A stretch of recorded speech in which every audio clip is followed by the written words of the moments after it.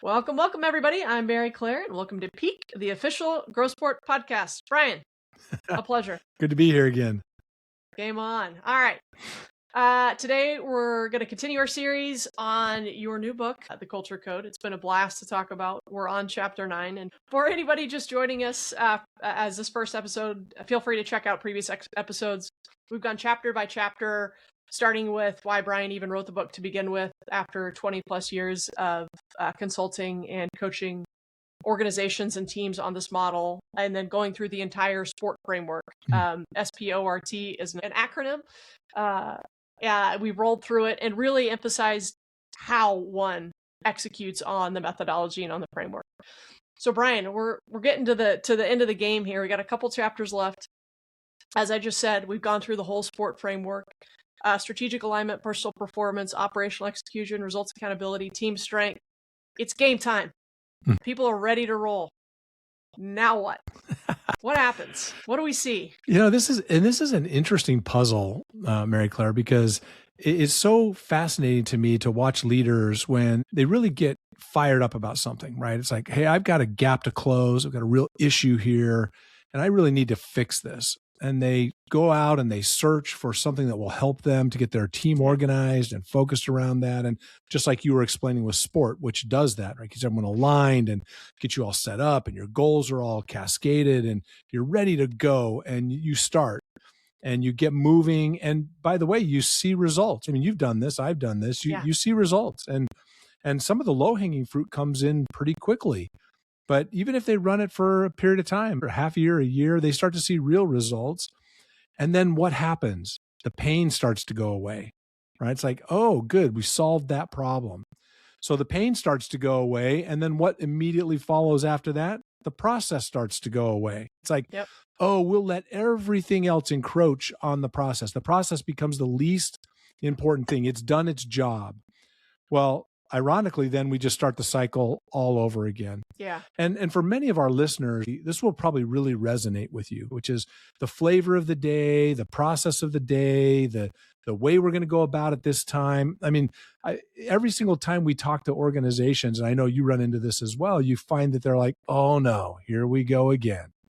Going to try to fix a problem using a new process, et cetera. Right? I've also been the leader to create that culture where that happens. Right. So right. And I'm to blame too. And we talk about this where it's like we actually self-reinforce people's unwillingness to go down that path, which this begs an obvious but difficult question. Why did we get away from the process? The process worked. Why don't we embed it in the organization as part of a habit or culture? So you used an analogy earlier on a diet. So this idea that folks get on a diet for a series of months and they kind of get back to where they want to, but then assume, like you said, then things start to encroach in and old habits seem to come back and we get back at a different spot versus making long-term choices and habits and setting your life up such that this is just how you live. And I think that's a perfect it's your analogy, but it was the perfect analogy for what happens here. Yeah, no, isn't our psychology interesting? Because I do this. I'm like, oh, I'm clearly a little overweight. I need to get back to where I feel comfortable again. And so I'm going to eat better. And so I eat better for a period of time and I exercise and I get back to where I want to be. And then I say, okay, good. Pain's over. Now let's go back to the cake and donuts. And then I'm surprised again in 3 or 4 months when I'm like, dang it, I'm overweight again and I've got to start all over. And so to your point, it's like, how do I get a culture in my life of habits where I've reset what it is to eat? Yeah. And in this organization, we have the same sort of situation. In any organization, okay, this was one challenge. This was one pain point, and we used a process to solve it. Do we not think we're going to have other pain points? Wouldn't we want the same process to solve that? Shouldn't we think about this in terms of habits and in terms of culture? And we're prepared for whatever comes down. Yeah. So there are big, heavy operating systems that one can implement. And I say heavy because typically they are heavy. If they weren't useful, they probably wouldn't be so heavy because creating change is hard. Yeah, so right. I think one of the things I like about sport, having run it a number of different instances at this point, is that instead of trying to lift everything. I'm trying to address a specific area of growth or a specific pain point. So, Bryan, just like as humans, we could take the diet approach or we can just kind of change our overall behaviors to live a healthier lifestyle. Tell us about how that works in an organization. Yeah. It's interesting that if you're actually going to implement these processes, we should first point out that the front line cannot destroy these processes. And as you mentioned before, you liked sport because it was lighter than those heavy operating systems. And the point there is they're just principles that if we base our behaviors on those principles, we get certain outcomes. In this case, it's actually the leader's responsibility as the implementator to make sure that this continues and that it persists. There's a really interesting story. We did some work with Marriott at one time, and Marriott was concerned because at this time they were kind of falling behind some other competitors, but even internally, their franchise-owned hotels were doing better than their corporate-owned hotels. And they were really troubled by this. They're like, well, why wouldn't we? We have all of the resources and access to all the things the company's doing. Why wouldn't we be doing better? And they were especially falling behind on the customer satisfaction surveys. So corporate made this big push with the corporate-owned hotels that what they would do is that it was pretty simple, really, to your point. But it was a process they wanted to measure, that they wanted to greet every customer with a warm smile and a warm greeting, and they wanted to track it. They wanted to measure it. And so they put this process in place, and they did it for a full year. And it was amazing. The results were amazing, as you and I have seen. Just results happen when you implement the processes like this. But the leadership brought everybody together, and while they were very complimentary of the progress they had made, they recognized that if they went back to doing what they were doing before, they would go back to the results they were getting before. Yeah. Yep. And so the real pressure, or the point though from leadership, was we must continue. This must become habit. This must become the culture of Marriott, not just how we get our corporate stores back online or back in, the groove. And it was really interesting because they then continued this process, and Marriott has gone from what those initial results were, where all they really did was put the corporate hotels above the franchised hotels. Yeah. But in doing this ongoing, they actually moved Marriott from number 3 overall to number 1 overall in the industry. So over 10 years, they've completely transformed their leadership position. And I'm not saying it was all due to this one thing, but it was this culture of persistence around process of excellence. Bryan, it makes me think of the why behind that. I feel like in our careers, for different reasons, we've talked to organizations that are successful and don't know why and are scared now. They don't know how to continue it. Right. Because they don't understand the why. And then, of course, most organizations we talk to are in some sort of a pain. But that brings me back to the KPAs and understanding the why behind what is or is not working. And so then it becomes that why, I believe, helps embed this as the culture because you understand the roots of it. And so instead of it becoming kind of a Band-Aid over things, continue to do Band-Aids, we've got rootedness, and that rootedness helps drive the culture forward, I would think. I love that you put it that way, because if you think about a culture of implementing KPAs, what if Marriott had tried, this warm smile and a greeting and it didn't do anything? Yeah. Well, there's a couple of interesting learnings there. And we've talked about this earlier in KPAs. One is that you'd be like, well, that's not really the thing that drives customer satisfaction. We got to try something else. But if you don't know that and you don't measure it, you can make a lot of assumptions for a long period of time and not have them be the right things. Again, the reason why you would actually create a habit or a culture of testing, to your point, what are the right behaviors to get the right goals? Yeah. And are we doing them at the right levels and the right standard of excellence? Those are all things we need to know before we can be successful.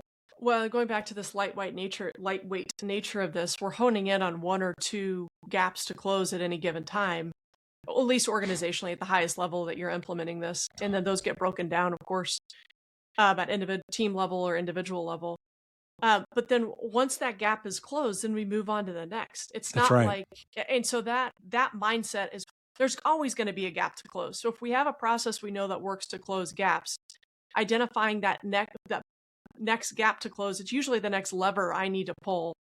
That if I were to close this gap or pull that lever, we're going to keep moving the organization forward. You're actually making a super important observation. It's very, very insightful, which is if you apply this only to the pain you're currently feeling and then you let it go, you're missing the differentiated competitive opportunity for the continuous improvement over time. To your point, okay, we're going to solve this problem. If I'm Marriott, I'm going to solve the problem that is customer satisfaction, NPS scores right now. Okay.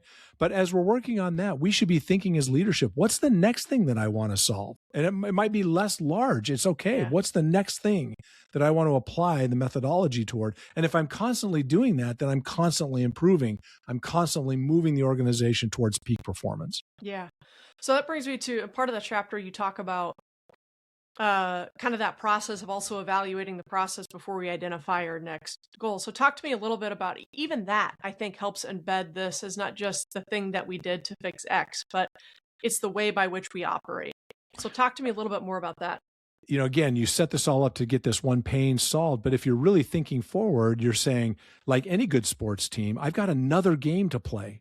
Yeah. It's not just this game, it's my next game. So now I'm reviewing, I'm adjusting, I'm figuring out what my next thing is to accomplish. I'm resetting my goals. Just because I complete a goal doesn't mean I'm done with goals, right? I mean, that even sounds funny to say, but yet we don't really strategically apply the goals against the next thing we need to accomplish. So all of this as a leader is to say that I need to think about this holistically and systematically, not just on one simple problem or one single problem. So this also brings me to, I feel like we're getting at almost leadership coaching here, because in every situation where this has died, as you mentioned earlier, it's died with the leader because the focus changes in terms of where the fire is to put out, or something changes and we inevitably move away. Yeah. So what I'm hearing you say is it is on the leader to continually move the organization forward, but embed, instead of this being the flavor of the day, how to really create and change culture takes, no matter what the process is, commitment, and ongoing commitment to that. That's right. Is that what I'm hearing? That's right. Consistent, ongoing commitment. And I hope that our listeners can see that this is actually talking about something much bigger than just applying a process to an issue. It's really about how you change the overall organization from top to bottom. It's DNA, how it works on everything. What this is going to impact how your leadership is with your leaders, with their followers, all the people in the organization. It's complete and total transformation if you do this well. Yeah. So again, we keep coming back to people usually leverage the process when they're in a pain, but when we do our implementations, we're talking about an overall cultural shift. That's right. To avoid these pains going forward. That's exactly right. And even that, I feel like if you decide to implement sport, either listening to our podcast or reading the first portion of this, or even having a conversation with us, just to help you understand the context by which the frame of mind, what we're trying to address from an alignment and engagement and accountability, embedding that, the process helps create alignment, engagement, and accountability on an ongoing basis in the organization. So it's not just necessarily to solve a particular problem, though while that it's effective for that, there's a broader picture to keep in the back of your mind as a leader, a broader objective as a leader that's going to drive this forward beyond that initial pain point. You could argue that this is at its core all about just leadership. Yeah. It's just how do you lead, right? Yeah. I mean, you lead with focus, you lead with accountability, you lead with engagement, you lead with alignment, you lead with, not micromanaging, you lead with being CEOs of people's spaces, you lead with clear direction, you lead with problem solving that involves the front line. I mean, all of these things are principle-based leadership, core tenets that we want to get to. Yeah. Well, Bryan, any last thoughts on this particular chapter that that our readers should know in terms of the how? Again, we're trying to figure out how do we help them implement this. Yeah. No, just simply that here, this is the place where more is more. In other words, do it, stay with it. Don't give it up. Keep going with it. Keep moving it to the next challenge. Don't let go of the process, and the process will embed itself and become a very powerful structure and culture that you can rely on for anything that the organization needs to accomplish as it goes forward. Yeah, it's just a good leadership principle in general, whether it relates to this That's right. process or not. All right, Bryan. Well, thanks for joining us once again. It's always fun to chat with you. I feel like I could just do this day after day, have Super fun. I conversations. agree. So thanks for joining us. And all you listeners, thanks for joining us once again. If you enjoy this podcast, please follow us on Spotify or wherever you get your podcasts. Until next time, we hope your drive toward peak performance is successful. See you later.